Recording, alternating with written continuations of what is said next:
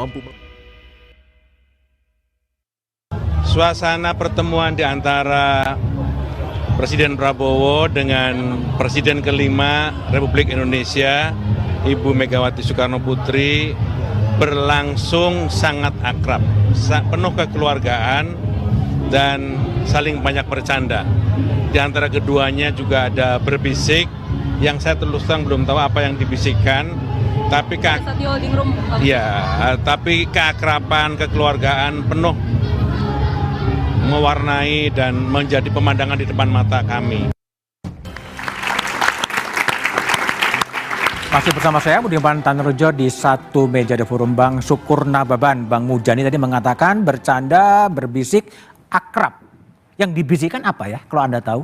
Ya dari dulu kan memang akrab. Akrab. Jadi hubungan Ibu Mega dengan Pak Prabowo itu kan ya ibarat kakak adik. Artinya akan masuk dalam kabinet sekarang? Nah itu persoalan lagi. Persoalan lain lagi, intinya adalah dari awal kami menghormati semua pemilu dengan segala prosesnya. Kami menghormati Pak Prabowo. Nah tentu saja apa program-program Pak Prabowo yang baik pasti kami akan dukung. Oke, pertanyaannya adalah apakah PDIP sudah diajak masuk kabinet? Ini bukan masalah dagang sapi diajak kabinet atau tidak diajak kabinet. Tetapi yang persoalannya adalah hubungan antara Ibu Mega dengan Pak Prabowo itu sangat bagus. Jadi kalau ada hal-hal yang sangat penting untuk tata negara atau untuk kenegaraan atau untuk apa yang harus dilakukan oleh Pak Prabowo yang sangat urgent sekali, saya pikir ya komunikasi antara Ibu Mega dengan Pak Prabowo sangat cair sekali. Sangat cair? Sangat cair sekali kan. Waktu pertemuannya terakhir pada saat hari lahirnya Pancasila kan sama-sama bercanda ya. Pak Prabowo juga datang ke rumah Ibu Mega ya pada saat Lebaran juga sangat baik sekali. Jadi tidak ada permasalahan antara hubungan Pak Prabowo dengan Ibu Mega. Jadi seperti yang saya katakan tadi, masalah nanti kami akan bersama-sama di kabinet atau tidak di kabinet bukan berarti jika kami tidak di kabinet maka kami akan berhadapan dengan pemerintah, bukan seperti itu. Jika kami di kabinet maka seluruh program pemerintah kan kami dukung, bukan seperti itu. Lalu? Nah karena memang tidak ada ini kan sistem presidensial, tidak ada kata-kata oposisi kan. Ada. Seperti yang saya sampaikan tadi. Mitra strategis itu ya? Nah, seperti yang saya sampaikan tadi, Mas Budiman, bahwa apapun yang program Pak Prabowo yang betul-betul bermanfaat bagi rakyat, nah tentu PDI Perjuangan pasti akan dukung. Kami juga di DPR pasti akan dukung. Kami tidak menghambat semua program-program pemerintah di DPR. Nah, itu berarti jangan-jangan kami tidak di kabinet, tetapi hati kami jauh lebih mendukung, itu yang paling penting. Hati jangan sampai kami ada jauh lebih mendukung. Ya, jangan sampai di kabinet juga setengah hati. Nah, kan jauh lebih bagus hubungan yang sangat dalam dan pribadi daripada hubungan di dalam teknis jual dagang sapi seperti ya ini berapa menterinya yang harus masuk. Betul nggak sih PDIP minta 3 gitu? Saya tidak pernah dengar. Nggak pernah dengar. Rasa-rasanya tidak mungkin ya. Nggak mungkin 3 ya. Artinya sekelas Pak Prabowo dengan Ibu Megawati pada saat bertemu, saya pikir tidak mungkin berbicara tentang berapa orang masuk kabinet seperti urusan dagang sapi lah, tidak mungkin. Baik, Kang Gunggun, gimana Anda baca pernyataan Presiden Prabowo, ada Megawati, ada Gibran di situ, yang Anda baca apa sih sebetulnya? Pernyataan Presiden itu kan bersifat otoritatif dan direktif ya. Sehingga kemudian pernyataan yang disampaikan punya makna ke dalam dan keluar. Contoh misalnya dalam konteks menteri, pernyataan itu harusnya dimaknai secara otoritatif oleh para menteri. Sehingga kemudian posisi menteri betul-betul bersifat interdependen dengan presiden. Tidak ada menteri yang kalau kinerjanya buruk ya tentu harus diberhentikan atau kemudian dia mengundurkan diri. Khusus untuk Bu Mega. Saya lihat kan dengan Bu Mega itu tidak ada psychological barrier ya. Tidak ada hambatan dengan psikologis dengan Pak Presiden. Yang ada dengan siapa? Nampak Bu Mega ada psychological barrier dengan Gibran, tentu dengan Pak Jokowi. Pak Jokowi. Itu kita tidak bisa. Artinya apa? Artinya memang ada perjumpaan politik yang rumit ketika misalnya Jokowi dengan Bu Mega. Tetapi menurut saya pola hubungan tingkat kebutuhan yang bersifat reciprocal, timbal balik terjadi antara Ibu Mega dengan Pak Prabowo.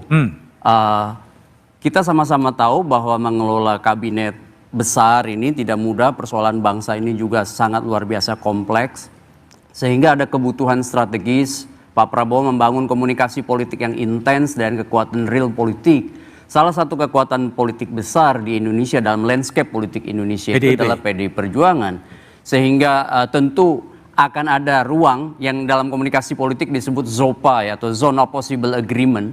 Jadi membuka ruang untuk melakukan komunikasi, sifatnya bisa saja di dalamnya ada negosiasi politik. Apakah kemudian bertemu dalam kesepakatan politik itu tentu banyak variabel. Tapi saya melihat bahwa Pak Prabowo berkehendak untuk kemudian membangun komunikasi jauh lebih intens dan produktif dalam menguatkan kabinetnya, itu saya lihat terjadi. Contoh misalnya di beberapa kesempatan Mas Bud, Pak Prabowo kan juga memberi stimulan perjumpaan-perjumpaan, seperti misalnya habis Lebaran dulu ya. Kemudian juga kemarin narasi-narasi kedekatan Pak Prabowo dengan Bu Mega itu kemudian juga diartikulasikan oleh elit-elit sekitar mereka. Dan sekarang apakah kemudian nanti berlabuh pada posisi dan sikap politik yang jauh lebih harmonis dan ada di dalam, itu menurut saya akan bergantung pada hitung-hitungan politik PDI Perjuangan. Satu, menjelang prakondisi Kongres. Kemudian yang kedua tentu keberadaan insentif elektoral yang dihitung oleh PDI Perjuangan juga kalau menjadi bagian dari kabinet Pak Prabowo. Baik, Putri Komarudin. Seandainya memang tadi analisa Gun-Gun mengatakan ini adalah upaya untuk masukkan PDIP ke dalam, posisi Golkar jadi gimana? Ya, kembali lagi kan itu sesuatu yang tentu akan dibicarakan nanti, kalaupun misalnya PDIP ingin bergabung dengan koalisi, pasti nanti akan dibicarakan oleh seluruh partai yang bergabung dalam koalisi Indonesia Maju. Jadi posisinya kita Golkar pasti akan sangat menghargai posisi partai lain, kita tidak pernah ikut campur, dan tentu kita tahu bahwa semua partai pasti punya posisi masing-masing, berada di dalam pemerintahan kah atau mau berjalan bersandingan tapi saling mengevaluasi dan juga memastikan bahwa benar-benar dikerjakan seluruh program-programnya dengan baik. Itu kan kita serahkan ke partai-partai lain. Kalau kita sekarang melihatnya dalam membangun bangsa ini kita membutuhkan seluruh elemen masyarakat. Jadi kita sangat menghargai nanti apabila keputusannya nanti PDIP ternyata akan bergabung ke pemerintahan atau seperti apa, tentu itu kita terserahkan kepada internalnya PDI Perjuangan. Bung Adi, jadi kalau lihat konstelasi begini sangat besar kemungkinan PDIP akan masuk. Ya, kalau soal PDIP masuk atau tidak, bagi saya ini soal waktu sebenarnya. Soal waktu ya? Soal waktu, bisa besok, bisa lusa, atau setelah Kongres. Atau sekarang udah sebetulnya. Iya, tapi bagi saya Bang, secara prinsip, kalau saya sebagai rakyat berharap PDIP tidak masuk. Tidak masuk ya? Karena kalau PDIP masuk ini 100% kekuatan politik akan menjadi bagian dari kubu pemerintah. Itulah yang oleh Misner disebut dengan peril of presidentialism. Maka apa yang kemudian menjadi ancaman sebagai sebuah stabilitas atau the peril of stability maksud saya, itu sangat mengerikan di negara kita karena tidak akan ada check and balances. Karena dalam realitasnya begitu banyak kebijakan-kebijakan politik pemerintah, tak satu pun yang melakukan resistensi. Jadi fungsi kedewanan itu lumpuh. Ya udah lumpuh kan? Memang lumpuh. Harapannya adalah kalau memang PDIP dua kakinya berada di luar kekuasaan politik ke depan, saya kira tentu sikap kritisnya itu harus mulai dimunculkan. Itulah yang saya sebutkan, bagaimana saya berharap betul partai-partai yang saat ini berada di luar itu tidak menjadi bagian dari koalisi pemerintah. Nah yang kedua dari segi PDIP, ini dari segi kondisi politik tidak memungkinkan. Sekarang kondusif. Tidak ada resistensi, tidak ada perlawanan, tidak ada oposisi dari dalam, tidak ada partai-partai yang membelot. Kalau PDIP kemudian bergabung, ini tentu tidak baik bagai sebuah kepentingan politik elektoral, karena PDIP akan disebut sama dengan partai politik yang lain, hanya sebatas ransaking, memburu kekuasaan, mendapatkan jabatan-jabatan politik, dan yang paling penting adalah kalau PDIP berada di luar kekuasaan, ini adalah untuk menjaga perasaan dan basis konstituen yang dimiliki oleh para pendukung-pendukung PDIP. Jangan sampai pendukung PDIP yang sangat loyal itu pindah dan hijrah loh di 2029 nanti. Hanya gara-gara haluan politiknya salah dikalkulasi. Saya kira di situ kepentingan elektoral ya. Kalau Bung Kodari lihat apa yang keinginan dari Pak Prabowo untuk merangkul PDIP masuk ke dalam sebetulnya? Saya lebih melihatnya sebagai bentuk komunikasi dan implementasi dari pemikiran politik Pak Prabowo yang memang sangat mementingkan persatuan dan kesatuan. Dan Pak Prabowo juga sudah menyampaikan pesan ini secara konsisten ya, dan berkali-kali bahwa suatu bangsa itu baru bisa maju kalau elitnya bisa bertemu, bisa bersatu. Nah tadi kan profesor kita baru, selamat ya Prof. Gun-Gun, sore ini sudah jadi profesor, menyebut terminologi zone of possible agreement.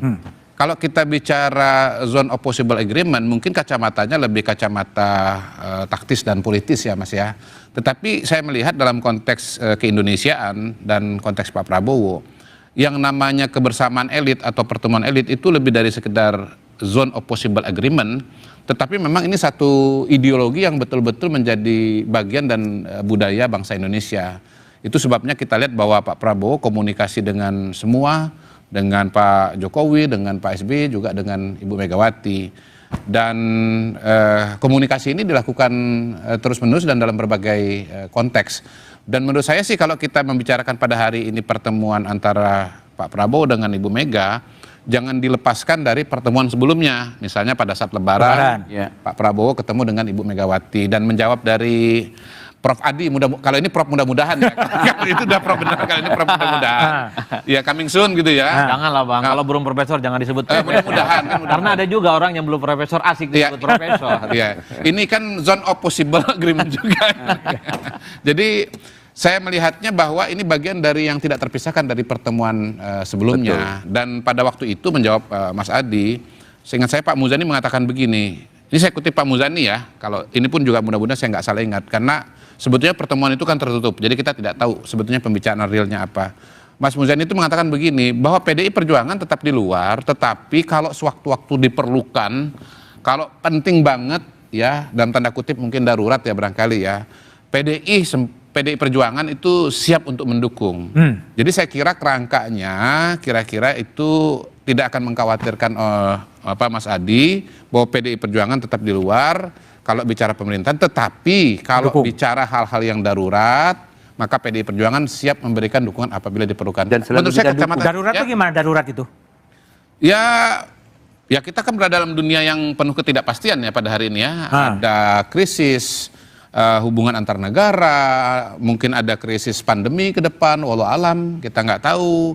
Kemudian krisis bahkan bisa yang namanya perang ekonomi, perang tarif dan seterusnya. Jadi saya kira mungkin hal-hal yang katakanlah kan kalau kita ada buat perjanjian itu apa namanya? Kalau ada kejadian khusus itu, klausa khusus itu? Force major. Nah itu dia. Jadi klausula umumnya PDI Perjuangan berada di luar, tapi kalau force major siap dukung, kira-kira begitu. Bukan gitu. Dukung dalam pengertian jadi menteri, tapi mendukung kebijakan-kebijakan yang tapi kan sudah mendukung semua kan Bang Sukur, PDIP? Ya tadi saya katakan kan. Atau tergantung penting, Kongres ya? Yang paling penting dalam sebuah hubungan itu adalah tidak ada hambatan psikologis. Itu bisa berkomunikasi dan itu jauh lebih penting daripada perjanjian politik. Perjanjian politik masih bisa dilanggar karena ada kepentingan-kepentingan kekuasaan.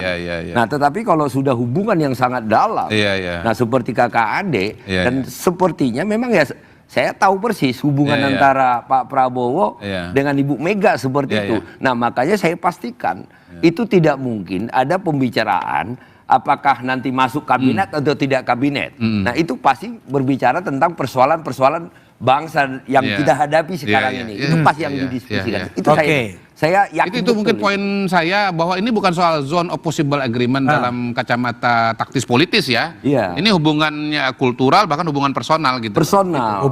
Begini, pertanyaan adalah kalaulah PDIP kemudian akan masuk dalam kabinet, kemudian siapa yang bakal keluar?